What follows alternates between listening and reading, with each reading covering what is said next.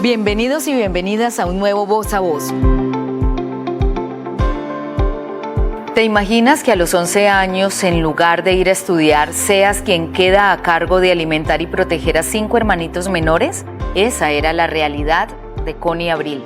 Mientras su papá trabajaba en el campo y su mamá se había ido de casa para no volver, ella debió asumir el rol de cuidadora durante un año. Pero un día, alguien llamó a las autoridades nacionales de protección que se hacen cargo de niños y niñas que no tienen familia que los proteja.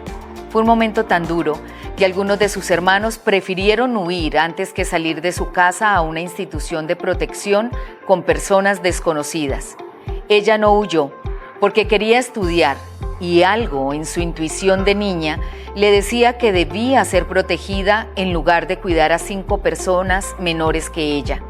Y hoy, esa niña que parecía no tener futuro es la mujer que lidera una fundación para que otros jóvenes no se queden solos al asumir la mayoría de edad. En esta conversación en Voz a Voz vamos a conocer la historia de Connie, una mujer que desde niña aprovechó cada pequeña oportunidad para construir una tabla de salvación para otros jóvenes. Vamos a hablar también de verdades profundas sobre lo que significa crecer sin una familia y construir algo cuando parece que no tienes nada. Connie, ¿qué significa para ti el concepto ser hijos del Estado? Para mí, ser hijos del Estado es un término de nuestro país, pero no se siente o no nos sentimos como hijos de alguien que protege. Porque es una institución realmente, no una familia. Por- Exacto. Y para comprender, vámonos un poco más atrás todavía. No sé si alcanzas a recordar cuando estabas enobando en la casa con tus hermanos, con tu papá. En ese momento, ¿cómo era un día normal? ¿Qué hacías tú cuando tu papá salía a trabajar? Bueno, cuando éramos en ese momento 5 hermanos pequeños, lo que hacíamos era levantarnos, preparar algo de alimentos, café, galletas, llevarlos al colegio, eh, regresar a la casa, hacer algo de hacer, pues lo que uno como niño piensa que está bien hacer, su espacio. Luego ir por ellos al mediodía, ofrecer algo de alimentos, lentejas, arroz, jugar, ir a coger mangos, meterse en los charcos del pueblo, pelear también, es parte de, y esperar que llegara el papá.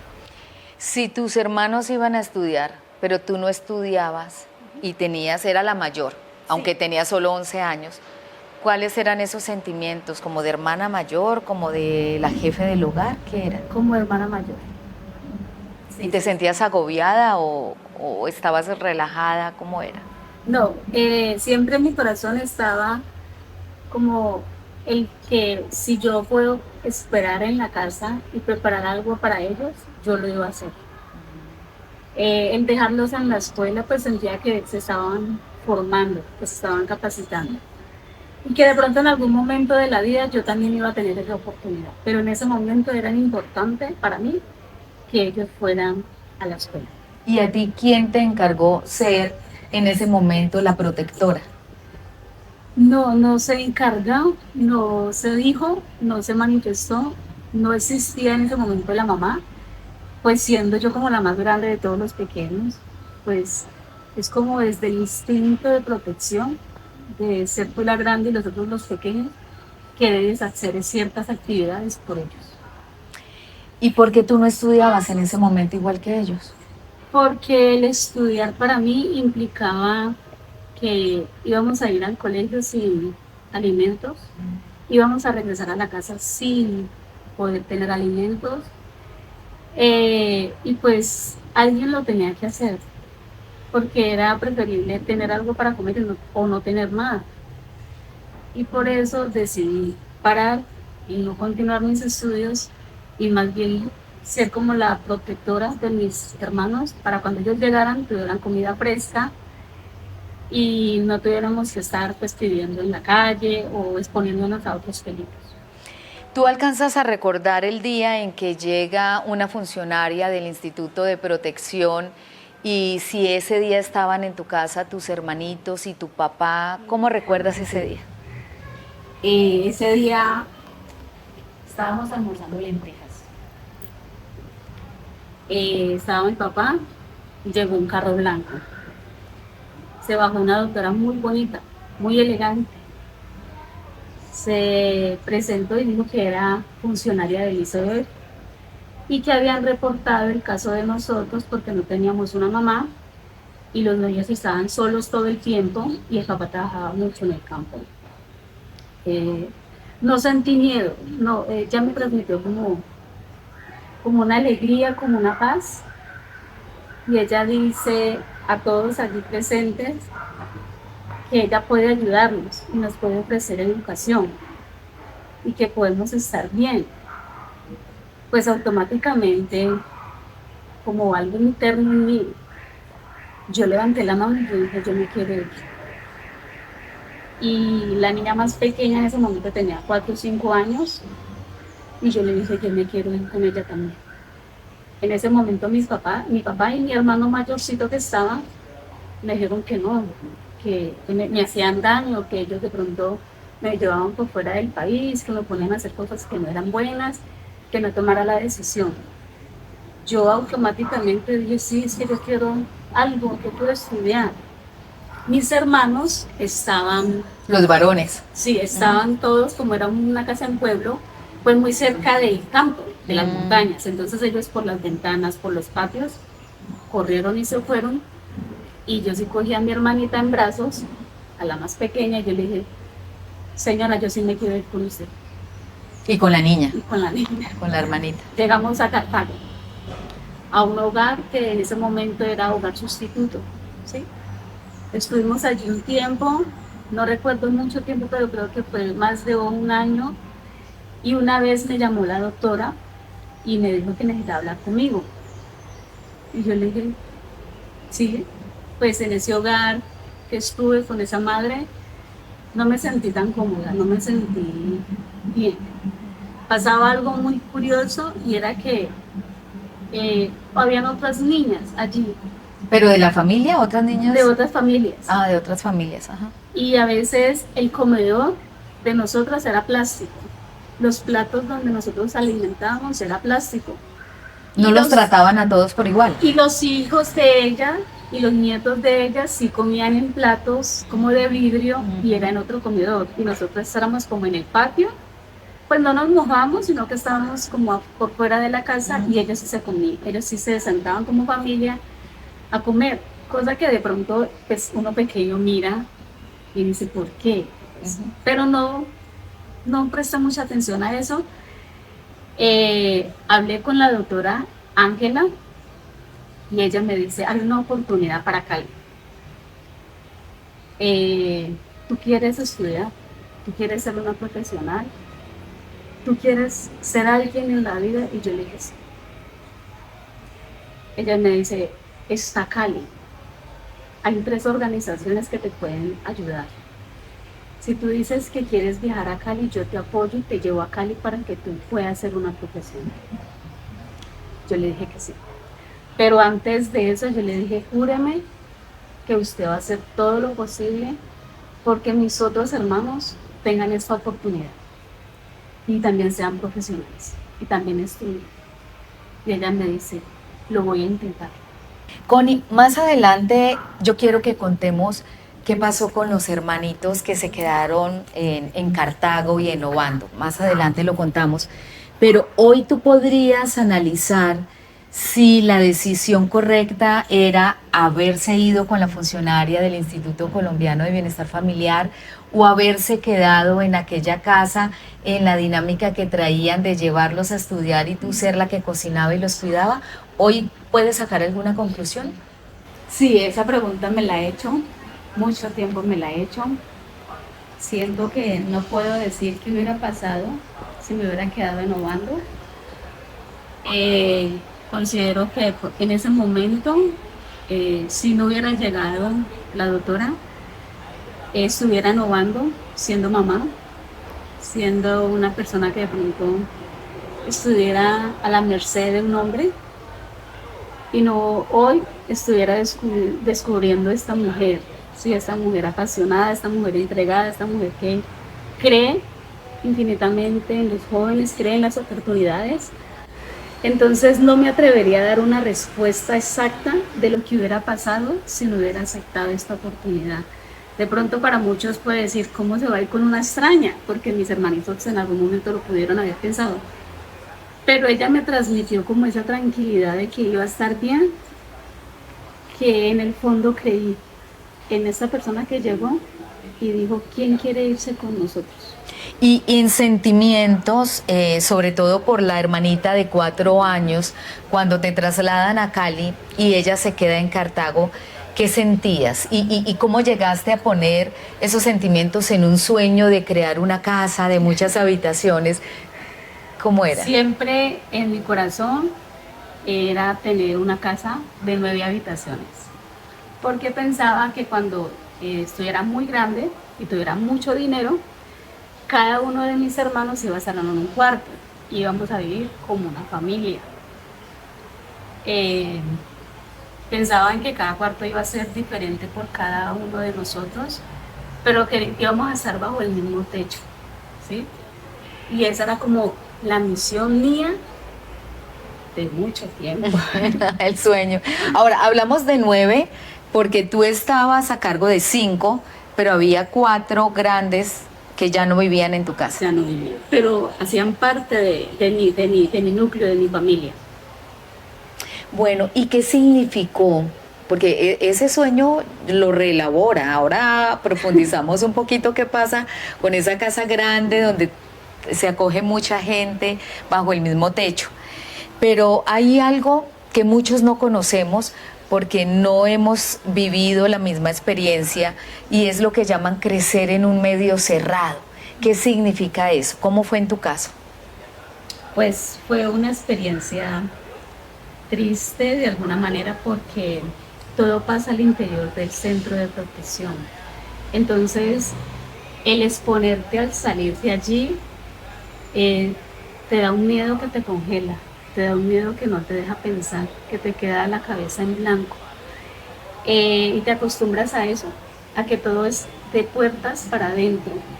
Y en que empiezas a crear allí con esas personas, porque éramos 180 niñas, que es como tu familia, que es como tus hermanitas, como tus hermanas mayores, como tus hermanas menores, que los formadores que están allí, el equipo psicosocial, son parte de lo que eres. Y cuando en algún momento tú tienes que salir, pues es como que tú no te sientes parte de, porque no has podido tener esa oportunidad de interactuar. ¿Hay temor en salir?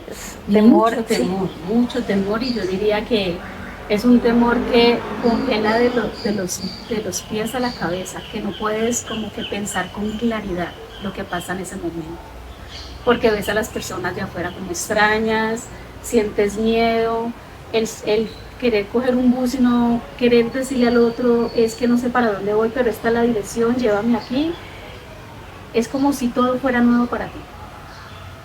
Sí, sí, muy difícil. Incluso yo he escuchado a varias personas hablar como si fueran máquinas, porque como todo es con timbres, entonces el timbre para levantarse, para bañarse, para desayunar, para salir a estudiar, para el almuerzo, para la cena, se vuelve tan exacto para todos la misma rutina que a veces se escuchan términos como me sentí como una máquina. ¿Qué quieren decir con eso? Sí, es así como nos sentimos. Te acostumbras a que suena el timbre o la campanita y ya sabes que sigue. Y cada día ya sabes que sigue. Y es como que el cerebro se acostumbra a ese timbre. ¿Como automático? Sí, es como que tú no tienes la capacidad de hacer algo diferente porque ya todo está. Lo que tú tienes que hacer es lo que hace una máquina. Hacer, hacer, hacer, hacer, hacer. Y entonces, imagínate ese timbre o esa campana por 10 años, por 6 años, por 18 años. Claro, tu cerebro se Se condiciona. condiciona a ese ruido, a esa dinámica interna que se estipula en la institución. Y entonces ahí me permites, con esto que estás contando, preguntarte cómo al acercarte a los 18 años conoces a la Fundación Formación de Futuros y qué te convenció para ir a esta fundación una vez salieras del ICBF. Pues conocí una persona hermosa que se llama Tania Manuel. Ella llegó en una bicicleta, llegó en pantaloneta, llegó en un buzo blanco. Llegó a la institución donde estabas. A Hogar de la Luz. Uh-huh. Y empezó a decirnos que si cuando egresáramos de allí, ¿qué íbamos a hacer? ¿Qué pensábamos hacer? Y pues todas nos mirábamos, éramos 30 chicas que íbamos a egresar, no sabíamos que íbamos a egresar. Y como no, nosotros no vamos a egresar, sí, van a egresar, porque a los 18 años tienes que salir. Entonces, hay que egresar, ¿qué vamos a hacer? ¿Cómo te piensas? Y yo decía 18 años. Eso iba a ser dentro de unos meses. Yo estoy en sexto de primaria. O sea, sexto era lo que era primero de bachillerato, sí. O sexto, ajá. Y yo decía, y yo no sé trabajar, o sea, yo puedo trabajar en el campo, que es lo que me enseñó mi padre. Uh-huh. Pero no sé nada más, no conozco Cali, solamente conozco este pedacito de tierra que es lo que habita en mí en este momento. Yo le dije, no, nosotros, y ella me dijo, sí, van a egresar. Hicimos unos talleres por un tiempo, ella iba una vez a la semana y siempre nos contaba que afuera era distinto, que afuera iba a ser diferente, que si nos esforzábamos podíamos lograr muchas cosas, pero que había que dedicarse y tener mucha disciplina. Y que no iba a ser fácil. Tristemente, fuimos 30 niñas que participamos y nos eligieron a 6. Wow. Tuve la fortuna... Porque había cupo para 8 en ese momento. Y tuve la fortuna de quedar en formación de futuros, y yo digo que es como el ganarme el baloto para hoy las personas. Por primera vez sentí que iba a ser escuchada, que lo que yo decía, ellos respetaban lo que yo decía, que lo que a mí me importaba, ellos lo veían importante. Y me sentí muy segura, me sentí muy segura, sentí que estaba en un lugar seguro. A veces me sentía con miedo de que no fuera a terminar mis estudios, porque yo decía, pues ya tan grande, que igual la edad, y estoy en sexto de primaria, ¿qué van a decir? ¿Qué pena? Pero ellos me dijeron que todo era un proceso y que me podían brindar la oportunidad de estar 2 años. Y en esos 2 años fue muy fuerte. Porque en esos 2 años, Connie, tú tenías que estar preparada para luego salir ahí sí sola a enfrentar la vida. ¿Qué hiciste en esos 2 años? En esos 2 años hice lo que un ser humano puede hacer en 5 o en 10 años. ¿Por qué? Porque terminé mi bachillerato acelerado, entré a trabajar a un jardín como auxiliar de preescolar, empecé a estudiar preescolar. Al tiempo que hacías el bachillerato acelerado, hacías un técnico. Sí, yo me acuerdo que yo me levantaba muy temprano, 5 de la mañana, y también tenía que cumplir con la casa, entonces tenía que dejar alimento hecho, aseo hecho para mis demás compañeros, movilizarme. Me compré una bicicleta para no gastar dinero. Para ahorrar para la casa. Para la casa grande. Casa de 9 habitaciones. Y me iba en bicicleta para mi trabajo y ahorraba mucho. Y por la noche estudiaba, los sábados estudiaba todo el día en el preescolar, de lunes a viernes trabajaba en el jardín. Y por la noche, de lunes a viernes, estudiaba mi bachillerato. Entonces, tenía el tiempo 100% ocupado. ¿Todo eso fue planeado? ¿Era un proyecto de vida? Era un proyecto de vida y fue orientado por las profesionales de la Fundación Formación de Futuros. Allí por primera vez me enseñaron cómo se hace un proyecto, cómo se ejecuta, porque es importante planearlo, porque es importante hacer un cronograma de las actividades, porque es importante el dedicarse a lo que tienes y a lo que quieres y el no perder tiempo en otras cosas que no te van a sumar. Entonces fui muy rigurosa, fui muy juiciosa y cumplí esas metas, porque yo sabía que no dependía de otros, sino solamente de mí. Entonces yo decía, uy, Dios mío, ya ahorita tengo que irse de la fundación y vivir sola y pagar la renta y pagar la comida. No. O sea, tú querías que en esos 2 años estudiaras, tuvieras un trabajo, tuvieras un ahorro para poder salir. Exacto. Ahí sí. Y hoy en día, Connie, en la Fundación Formación de Futuros bajo tu dirección y bueno, y las anteriores, pero hoy en día, ¿qué hace esta fundación por los jóvenes para que ganen esa autonomía e independencia en su vida? ¿Qué hacemos? Tenemos 2 programas, uno que es un programa residencial que le llamamos Proyecto de Vida y se le da la oportunidad a 4 jóvenes y a 4 chicos hombres para que vengan y hagan en 2 años lo que yo hice en su momento y fortalezcan esa convicción, esa fuerza interior y puedan egresar y vivir solitos independientemente por ellos mismos y lo logren y lo puedan sostener en el tiempo. Ese es un programa que tenemos y yo le llamo el alma de la fundación. El otro programa es Punto de Referencia, que vienen niños, niñas, adolescentes y jóvenes que aún están en protección, egresados nuestros, egresados del ICDF y personas de la comunidad a talleres. Y es el espacio de crear tejido social, es el espacio donde ellos se exponen y dejan esos miedos, esas inseguridades y aprenden cómo se presenta una entrevista, cómo hacer una hoja de vida, cómo preparar esos alimentos que van a comer, cómo pedir ayuda. Si estoy triste, entonces tenemos un apoyo de voluntarios que también hacen este tipo de acompañamientos. Es un espacio seguro y tenemos en este momento la atención para 200 jóvenes, niños, niñas, adolescentes, y es lo que mejor sabemos hacer. Creemos en el potencial de los jóvenes, creemos que los jóvenes no se pierden porque sí. ¿Y tú cómo llegaste en el caso tuyo, que eres, digamos, un caso, no sé si decir excepcional, pero sí sobresaliente? ¿Tú cómo llegaste a ser la directora de esta fundación? Bueno, yo llegué, estuve en el programa residencial, estudié pedagogía infantil, me fui a trabajar en lo público, después en lo privado en un colegio, y una vez me hicieron una propuesta de que había una vacante que se me interesaba como auxiliar de taller. Entonces yo era la que entregaba los materiales, el refrigerio, y a mí siempre me ha encantado el servir, el estar allí como que con ellos, leerlos, escucharlos. Siento que eso es como una habilidad mía. En la Fundación Formación de Futuros, algo que se me ha quedado en el alma es que el escuchar y el poder guiar desde el amor y desde el respeto es la única forma que tú puedes hacer algo positivo por ellos. Entonces sentí que trabajo social iba muy a mi perfil, a mis intereses, a mi gusto por el otro, y por eso terminé mi carrera como trabajadora social y hace poco me nombraron directora de la Fundación Formación de Futuros. Es un reto, pero siento que tengo el amor, la disponibilidad, creo y sé que muchos jóvenes necesitan esta oportunidad como la tuve yo en algún momento.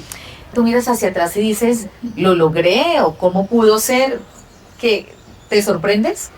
Sí, sí me sorprende porque uno no piensa que vas a ser una directora de una organización y que el mirar que si no fueras hoy la directora, ¿qué hubiera sido de ti?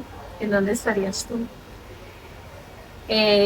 No fue fácil, no fue gratis, pero siento que cada peldaño que pude escalar lo supe aprovechar, lo hice con pasión, con entrega, y la vida y Dios me ha premiado y han observado el talento humano que soy y lo humana que puedo ser con el otro, y me han puesto allí como directora. Sé que hay muchas personas que creen en mí, que creen que lo voy a hacer bien, que me queda fácil entender cuando el otro dice no quiero, no puedo, me da miedo. Me queda fácil conectar con esas personas y espero que lo pueda desempeñar de la mejor manera. Connie, yo voy a invitar a quienes están viendo el podcast que nos escriban en los comentarios ¿Qué piensa de la Fundación Formación de Futuros y cómo cree que podría aportar recursos o económicos o profesionales en horas de voluntariado? Pero quisiera que también les digas a quienes nos ven de qué manera pueden sumar y colaborar para estos proyectos de vida de jóvenes que a los 18 años no tienen una red familiar, no tienen un recurso económico, una herencia, un patrimonio que les permita apoyarse y lo deben hacer solos. Bueno, pues yo invito a usted que está detrás de esta pantalla a que me ayude a construir este sueño. Yo tenía la ilusión desde mi niña a tener esa casa de 9 alcobas, de 9 habitaciones para mis hermanos. Hoy quiero tener la casa para la Fundación Formación de Futuros. Y yo sé que si todos ponemos un granito de arena, lo podemos lograr. Ojalá esa casa sea propia, deje de ser de alquiler, sea permanente, les alivien mucho, porque esa consecución de recursos mes a mes es una lucha constante donde acuden a todos los mecanismos de recolección de fondos de a poquitos. Y bueno, yo había dicho hace unos minutos que más adelante volveríamos sobre el tema de tus hermanos. ¿Qué pasó con la vida de ellos? ¿Qué sabes de ellos? Bueno, mis 5 hermanos, 2, la niña que quedó en Cartago, La de 4 añitos. la de 4 añitos, fue adoptada por una familia estadounidense. Después de 13 años volvimos a reconectarnos a través de las redes. Mi hermana Fainori fue adoptada por una colombo-británica. Una hermana está por fuera de Colombia, tiene su familia en República Dominicana. Los 2 hombres del hogar de esos 5, uno es habitante de calle en este momento de nuestra ciudad. Él no pasa por el ICBF. ¿Tuvo protección? Y es triste lo que voy a decir, pero es la verdad. Él empezó a consumir sustancias por un formador que le ofreció. Y él se quedó allí y se quiere quedar allí. El otro falleció a través de un accidente hace 2 años. Y bueno, con ese capítulo tan difícil de la muerte de uno de tus hermanos, ¿volviste a ver a tu mamá a partir de ese momento? Sí, ese fue el espacio, la oportunidad para que mi mamá viajara a Cali y nos pudiéramos como que ver después de muchísimos años. Que aprendí de esa experiencia que es mi mamá, que fue la persona que me dio la vida, me trajo acá, que la honro por darme la vida, pero que me di cuenta que el amor se construye cotidianamente, que la familia se construye todos los días y que a veces es bueno tener distancia también con las personas porque no hay ese amor genuino, no se construyó, entonces no puedes dar algo que no tienes todavía. Y la respeto, sé que la honro, es mi madre, pero ella ya en su espacio y yo acá en el mío. Y con tu papá, que estaba con ustedes cuando llegó en ese momento la funcionaria del Instituto de Bienestar. Mi papá solamente pudo estar con él el periodo de 2 navidades, cuando estaba en protección, me daban el espacio de viajar y verlo, pero falleció ya hace rato. Con él nunca más tuve comunicación, no pudimos como hablar, pues yo iba cuando era muy adolescente, muy niña, entonces pues la comunicación no era de un adulto con un adulto. ¿Tú qué opinas sobre las personas, tanto quienes planean tener hijos, como los que a veces engendran sin haberlo planeado? ¿Cómo deben asumir esa paternidad y esa maternidad una vez llega con o sin preparación? Pues lo que digo como trabajadora social o como madre que soy, porque tengo un niño de 12 años, es, si no se planeó, ya no hay nada que hacer, ya es una responsabilidad ante la sociedad. Está bien decir no, está bien decir no quiero, pero no ver el instituto como una opción de que voy y lo dejo allá porque me liberé, ¿no? Yo siento que el amor de una mamá, el amor de un papá o el amor de un tío, de una tía, siempre va a construir, siempre va a dar como ese calorcito humano que todos queremos. Y como tú lo acabas de decir, Luz Adriana, la institución puede ser perfecta, maravillosa, pero lo que hay adentro en el corazón no se toca. Eso va como con tantas capas que solo los papás pueden entender. Creo infinitamente en que Colombia debe de pasar desde los centros de protección a tener familias, pero familias que son conscientes de lo que implica tener un niño, de lo que implica tener un adolescente, de que puedan esas familias capacitarse y tener un proyecto de vida para orientar, no para juzgar ni señalar, porque eso no va a construir nunca. Bueno, yo agradezco muchísimo a Connie, a Constanza Abril por haber estado con nosotros aquí, porque creo que hay que rendir primero un homenaje también a estas abuelas, a los familiares, a las redes de apoyo que ayudan a que los niños crezcan dentro del entorno familiar lo más cercano posible. Y sin embargo, como la realidad es la realidad y tenemos jóvenes en protección y tenemos egresados, invitarlos a todos ustedes a que aportemos desde lo que tenemos, desde lo que somos y lo que sabemos, a que estos jóvenes en esta casa donde están actualmente, ojalá pronto en una casa propia, puedan prepararse para una vida independiente, y reiterar la invitación que hacías de aprovechar y dar esas oportunidades también de empleo, de estudio para todos. Muchísimas gracias. Gracias.